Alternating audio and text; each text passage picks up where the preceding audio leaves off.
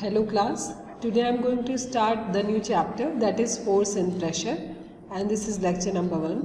So let's start. What is force and pressure? We use force all the time. We use force to open a door, to pick up the school bag, to brush our teeth, to squeeze our toothpaste from a tube, to turn on a tap and so on. Force क्या है? वो हर चीज़ करने में जो हम apply करते हैं वो फोर्स है। जैसे हमको टूथपेस्ट स्क्वीज़ करना है, या अपना बैग उठाना है, अपनी प्लेट उठानी है, दरवाज़ा खोलना या बंद करना है, तो हम क्या करते हैं? एनर्जी अप्लाई करते हैं, जिसके कारण कोई चीज़ हम उठा पाते हैं या उसे खिसका पाते हैं, उसकी जगह से हटा पाते हैं। ये सब क्या है? These all are force. ये सब क्या है? फोर्स है। Even the earth is exerting a force on us all time. यहाँ तक कि जो धरती है वो भी हर वक्त हमारे ऊपर एक फोर्स अप्लाई करती है, जिसके कारण हम कूदते हैं तो हवा में नहीं लटकते बल्कि धरती पे ही रहते हैं। So the pull and push action is known as force. किसी चीज़ को पुल करना या पुश करना ही फोर्स कहलाता है। It is pulling all of us and all things on earth toward it. In fact, we use force for every single action of course. मतलब हर एक काम को करने के लिए हमें फ़ोर्स की ज़रूरत है। जो भी काम हम करते हैं, चाहे वो खाना खाते हैं, चाहे वो बनाते हैं, तो कंटेनर पकड़ने के लिए, उठाने के लिए, सब काम के लिए किसकी ज़रूरत होती है? फोर्स की ज़रूरत होती है। You have study about force in previous classes. आपने पहले पढ़ा भी है फोर्स क्या होता है। कॉमनली क्या कहते हैं? एक जनरल सा इंट्रोडक्शन है, जनरल सा डेफिनेशन है, that the pull and push action is known as force. What is force? The external agent which tend to set a body in motion, or which change the speed and direction of motion of a body, or which can change the shape of a body is called force. Force क्या है? एक external agent है जो किसी object को क्या करता है? मोशन में ले आता है। अगर वो रुका हुआ है, मान लो टेबल है या गाड़ी है, नहीं चल रही है, तो हम उसे क्या करते हैं? धक्का देते हैं, पुश करते हैं, वो चलने लगती है। या टेबल है, आपको एक जगह से दूसरी जगह ले जाना है, तो हम उसे पुश करते हैं, तो खिसक जाता है। तो क्या है? फोर्स वो एजेंट का काम करता है जो किसी रुकी हुई चीज़ को चलाने में या उसे स्पीड में लाने में हेल्प करता है। टू पुश और pull is also called a force and it is a vector quantity. Effect of force का क्या क्या इफेक्ट होता है? Force can move a body lying at rest. Force क्या करता है? कोई ऑब्जेक्ट मूव कर रहा है, कोई ऑब्जेक्ट रेस्ट पे है, तो हम उसे धक्का देके मूव करा सकते हैं। जैसे किकिंग ए स्टेशनरी फुटबॉल। ये एक स्टेशनरी मीन्स रुका हुआ फुटबॉल है, तो हम फोर्स अप्लाई करते हैं, अपने पैर से बहुत तेज़ से किक करते हैं और बॉल क्या होता है? एक जगह से दूसरी जगह चला जाता है। Lifting a book kept on a table top. एक किताब जो कि टेबल पे रखी है, उसे उठाने के लिए भी हमें क्या करना पड़ता है? फोर्स अप्लाई करना पड़ता है। Hitting a stationary ball with a bat. एक बॉल है स्टेशनरी, मतलब प्लेग्राउंड में रुकी हुई, उसे बॉल से, बैट से मारो तो क्या होता है? वो एक जगह से दूसरी जगह चली जाती है। मतलब फोर्स क्या करता है कि फोर्स किसी भी स्टेशनरी ऑब्जेक्ट को, रुकी हुई चीज़ को मोशन में लाता है, स्पीड में लाता है। और क्या कर सकता है? Force can stop a moving body. और अगर कोई चीज़ मूव कर रही है, मान लो चल रहा है कोई चीज़, मान लो बच्चे की गाड़ी ही है, वो चल रही है बहुत तेज़ और खिलौना है, और हम उसे हाथ से ज़बरदस्ती रोक लिए, तो क्या होता है? रुक जाता है, रुक जाता है ना। तो फोर्स चला भी सकता है और रोक भी सकता है। A goal keeper is stopping a football moving toward the goal post. Goal keeper को आपने देखा होगा कि जब भी गेम होता है, बास्केटबॉल, वॉलीबॉल, तो क्या होता है कि वो फुटबॉल को क्या करता है? रोक देता है। ठीक है, बॉल को क्या करता है? रोकने का काम करता है। तो फोर्स अप्लाई करके हम उसे क्या कर सकते हैं? रोक भी सकते हैं। A moving bicycle coming to rest on applying brakes. Here the frictional force between the brake lining of the brake shoe and the bicycle wheel rim act to stop the bicycle. अगर आप cycle चला रहे हैं तो आप क्या करते हैं कि आप पैडल को मार के चला भी सकते हैं और उसे रोक भी सकते हैं। तो फोर्स से हम क्या कर सकते हैं? स्टेशनरी ऑब्जेक्ट को चला भी सकते हैं और उसको रोक भी सकते हैं। ये दो प्लान हो गए, दो चीज़ें हो गई जो किसके कारण होती हैं? फोर्स के कारण होती हैं। बात समझ में आई? नेक्स्ट देखिए क्या है। Force can change the speed of a moving body. Force क्या करता है? किसी चीज़ की स्पीड को घटा या बढ़ा भी सकता है।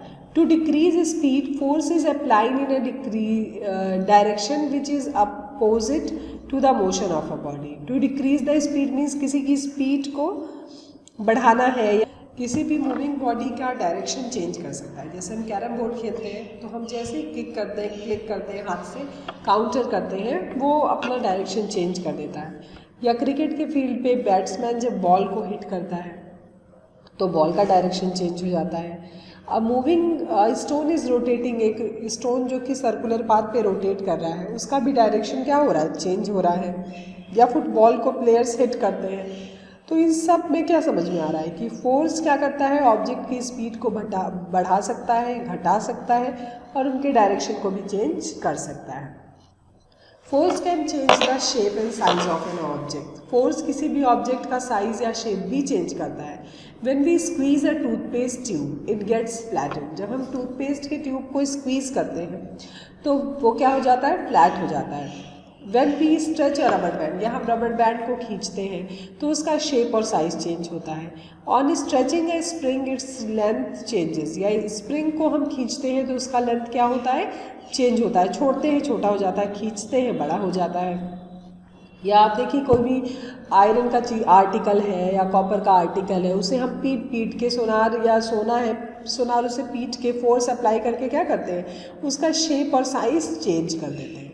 Force can make a body rotate. Force किसी भी बॉडी को रोटेट करा सकता है। For example, when electric current is pass through a motor of a ceiling fan, force are produced in the dynamo which make the fan to rotate. और force जब apply होता है पंखे में या इलेक्ट्रिक करंट अप्लाई होता है force के साथ तो क्या होता है, पंखा चलने लगता है। फॉर क्लोजिंग अ डोर, हमें कोई डोर बंद करना है तो हम उसे पुश करते हैं और वो बंद हो जाता है। To conclude a force can accelerate a body change. Force क्या करता है, किसी बॉडी को एसिलरेट मीन्स स्टार्ट चला सकता है, उसके शेप साइज को चेंज कर सकता है, रोटेशन करा सकता है। ये सारे काम फोर्स के हैं। अब फोर्स होते कितने तरह के हैं, contact and non contact force. तो पहले देखते हैं contact force. When a force involve direct contact of two bodies we call the force a contact force. जब दो बॉडी डायरेक्ट एक दूसरे के संपर्क में आते हैं तो उसे कॉन्टैक्ट फोर्स कहते हैं। जैसे फ्रिक्शनल फोर्स। फ्रिक्शनल फोर्स क्या होता है, the force which act to reduce relative motion between the surface of contact is called the frictional force. वो फोर्स जो क्या करता है, रिड्यूस कर देता है मोशन को, कम कर देता है। फोर्स के अगेंस्ट जो काम करता है उसे क्या कहते हैं, फ्रिक्शनल फोर्स। लेकिन ये फोर्स होता है, अप्लाई कब होता है, जब दोनों ऑब्जेक्ट एक दूसरे के कॉन्टैक्ट में आते हैं। Suppose a block is moving on a horizontal surface with a velocity. The darkened line at the bottom of the block is the surface of contact of the block and floor. कि कोई block floor पे है तो direct एक दूसरे के contact में आ रहे हैं। We notice that this surface of contact is moving toward right with respect to the horizontal surface. To reduce this relative motion friction force act, मतलब उस ब्लॉक को फ्लोर पे चलने से रोकने के लिए फ्रिक्शन उसके काम करता है और ब्लॉक को रोक देता है। जैसे आप चलते हैं बहुत स्लिपरी सरफेस पे तो आपके जो स्लीपर होते हैं या जूते होते हैं उनमें स्पाइक्स बने होते हैं, जगह होती है। और अगर जब जैसे ही तो आप आराम से चलते हैं और जैसे ही चप्पल घिस जाता है, स्लिपरी हो जाता है, तो पूरा का पूरा चप्पल और सरफेस एक दूसरे के कांटेक्ट में आता है और आप स्लिप कर जाते हैं। तो ये क्या है, जो चलने से रोकता है, जब ग्रिप बना होता है चप्पल में तो आपको फिसलने से रोकता है, वही फोर्स क्या है, फ्रिक्शन है। Next, normal force. The force act on a body perpendicular to the surface. जो सरफेस के परपेंडिकुलर काम करता है उसे क्या कहते हैं, normal force. Tension and spring force are called contact forces. Next देखो, muscular force. The force resulting due to the action of muscles is known as the muscular force. जैसे हमने किसी चीज़ को हाथ से उठाया या हथौड़े से कुछ मारा तो हम वो फोर्स कहाँ से अप्लाई हो रहा है, हमारे मसल्स के द्वारा, तो उसे क्या कहते हैं, muscular force. Animal also make use of muscular force to carry out their physical activities and other task. Animal like bullocks, horses, donkey and camel are used to perform various tasks. जो बैल है, घोड़े हैं, आपने देखा है कि ये सामान को खींचने के काम में आते हैं। या फिर तो कैमल लोगों को बैठा के एक जगह से दूसरी जगह ले जाता है, डेजर्ट ऑफ शीप कहा जाता है, तो शीप ऑफ डेजर्ट कहा जाता है। तो ये सब क्या है, ये लोग मस्कुलर फोर्स ही, इनका बॉडी का फोर्स ही काम करता है।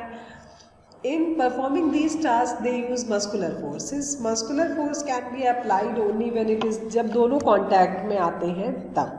कांटेक्ट में नहीं आएंगे तो फोर्स अप्लाई, उसे कांटेक्ट फोर्स नहीं कहते हैं.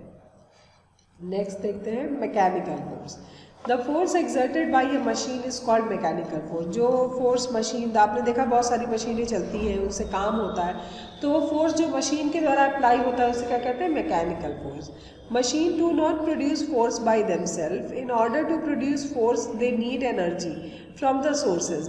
मशीन खुद से काम नहीं करते, उन्हें एनर्जी चाहिए, उन्हें फ्यूल दिया जाता है, ईंधन दिया जाता है या इलेक्ट्रिसिटी दी जाती है, तब वो काम करते हैं. Machine mechanical force produced by a car engine and mechanical force produced by the turbines in a hydro electric power station are example of the mechanical force.